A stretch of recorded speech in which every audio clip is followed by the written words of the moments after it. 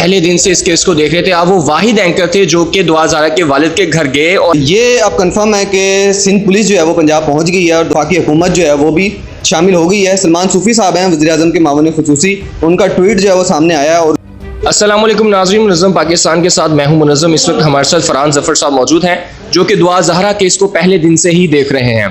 सबसे बड़ी खबर कि सिंध पुलिस इस वक्त पंजाब पहुंच चुकी है और उन्होंने ज़हीर अहमद को गिरफ्तार करना है। इसके साथ ही साथ वो दुआ ज़हरा की बाजियाबी के लिए भी छापे मार रहे हैं। इसी वजह से बात करते हैं फरहान साहब बताइएगा कि आज सिंध पुलिस लाहौर पहुँच चुकी है, अब क्या होने जा रहा है इस केस में? बहुत शुक्रिया मुनज़्ज़म भाई, आपने मौका दिया। बड़ी डेवलपमेंट है और जिस तरह सिंध वज़ारत दाखिला ने पंजाब की वज़ारत दाखिला को लेटर लिखा था इस हवाले से दुआ ज़हरा की बाजियाबी और ज़हीर की गिरफ्तारी के लिए, और ये अब कंफर्म है कि सिंध पुलिस जो है वो पंजाब पहुंच गई है और दुआ ज़हरा की बाजियाबी हो सकता है हो गई हो या हो सकता है उसके लिए कार्रवाइयाँ की जा रही हों, क्योंकि कॉन्फिडेंशियल है तो इस बारे में ज़्यादा इतलात नहीं है। ये अफवाहें थी कुछ के ज़हीर से दुआ को अलग कर लिया गया, लेकिन इसमें सदाकत नहीं है। ये चंद अफवाहें फैला रहे थे कुछ लोग, लेकिन अच्छी डेवलपमेंट ये है कि इसमें वफाकी हुकूमत जो है वो भी शामिल हो गई है। सलमान सूफी साहब हैं वज़ीर-ए-आज़म के मामून ख़ुसूसी, उनका ट्वीट जो है वो सामने आया और उसमें इमीडिएट एक्शन के लिए पंजाब पुलिस को स्पेशली जो है वो कार्रवाई के ऑर्डर्स दिए गए हैं और ज़हीर की लोकेशन ट्रेस करने के हवाले से और दुआ ज़हरा की बाजियाबी के हवाले से जो है वो अहकाम दिए गए हैं। थोड़ा सा मैं आपको बताता चलूँ, सिंध हाई कोर्ट की जानिब से कहा गया था वफाकी हुकूमत को कि अपना किरदार अदा करे child abusing, child protection, child abusing के हवाले से और ये चाइल्ड ट्रैफिकिंग, इसको आप कह लें चाइल्ड मैरिज, इस तरह के जो मामला हैं उनकी रोकथाम के लिए सिंध हाई कोर्ट ने वफाकी हुकूमत को और पंजाब हुकूमत को ख़ास तौर पे अहकाम दिए थे और इसी हवाले से जो है वो आज अपडेट हुई हैं और ये बड़ी अच्छी डेवलपमेंट है।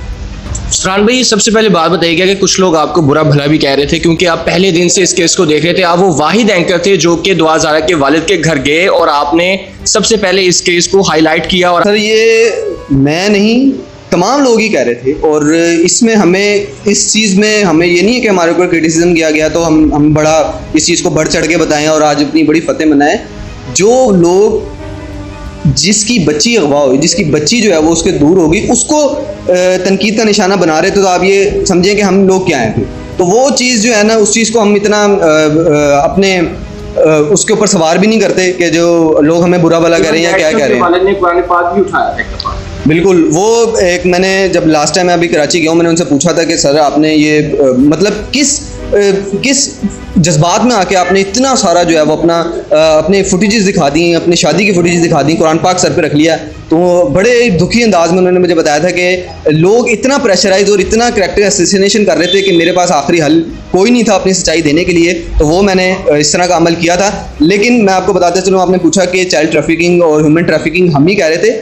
ये सिंध हाई कोर्ट ने जब पहली पेशी थी दुआ ज़हरा की, तब वहाँ के मौजूद जज साहिबान ने कहा था कि लगता है केस ह्यूमन ट्रैफिकिंग का है और अगर बच्ची अफगानिस्तान भी होती तब भी हम आपको कहते कि अफगानिस्तान से बच्ची को लेके आए। तो ये तो कोर्ट कह रही थी और आज अनफॉर्चुनेटली बस इसमें थोड़ी सी डिले हो गई और उसमें जिसकी सुस्ती, काहली, कोताहियाँ हैं, मैं समझता हूँ उसको भी शामिल तफ्तीश करें, उनको भी देखें। और आज ये तकरीबन 3, साढ़े 3, 4 माह के बाद जो है वो डेवलपमेंट हो रही है जो बहुत पहले हो जानी चाहिए।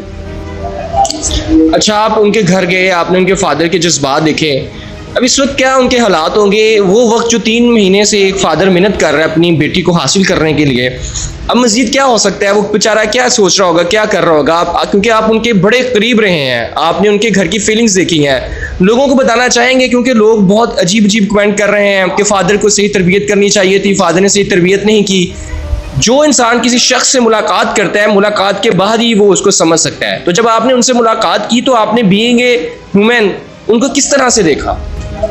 सर अभी तक तो हमने बहुत अच्छा पाया उन्हें और वो अच्छे इंसान हैं। दूसरा आपने ये पूछा कि उनके क्या एहसास जज्बात थे, वो चीज़ें हमने नोट की हैं। मैं आपको ये बताता हूँ कि वो शायद अल्फाज में ना बताई जाएँ कि वो बंदा किस तरह अपने बच्ची के डॉक्यूमेंट्स सीने से लगा के फोल्डर में कोर्ट्स में फिर रहा होता। तो हम पीछे से देखते थे, बड़ा यानी कि ना अफसोस होता था उसको देख के बेचारे को।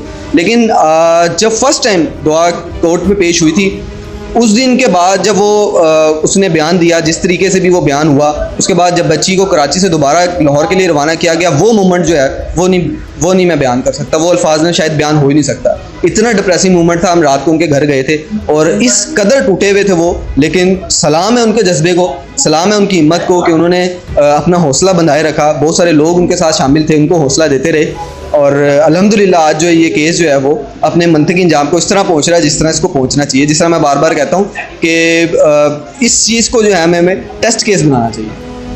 फरहान भाई बहुत शुक्रिया आपके कीमती वक्त का। जी फरहान साहब से हमारी मुलाकात हुई और इन्होंने ये भी कहा कि मज़ीद भी हम इसको दोबारा अगर कराची भी जाना पड़ा तो जाएंगे और जो भी वहाँ पर लम्हात होंगे, जो भी खबरें होंगी, वहाँ पर जो भी नई अपडेट्स होंगी वो हम आपको वक्तन फ़वक्तन देते रहेंगे। इसी के साथ हमें दीजिए इजाज़त। अल्लाह हाफ़िज़।